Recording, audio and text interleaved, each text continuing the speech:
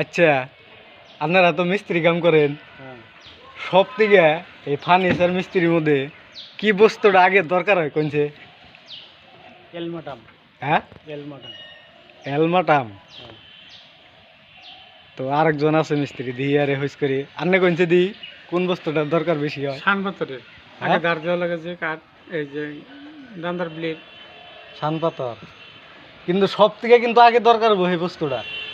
শান পাথর, শান পাথর গেলেন আর আন্নে গেলেন এলমাটাম হ্যাঁ এলমাটাম। এলমাটাম। তো আপনারা কেড়ে কয়ে হারবেন না কি বস্তুর সব থেকে আগে প্রয়োজন হয়? যদি কয়ে হারেন কমেন্টের বক্সে জানাবেন।